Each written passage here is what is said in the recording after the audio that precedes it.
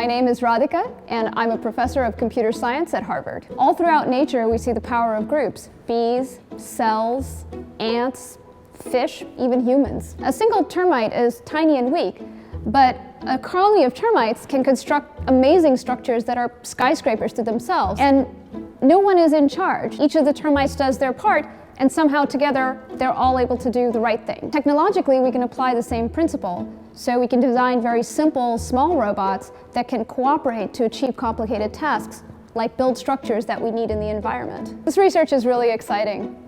Ask anyone in the group.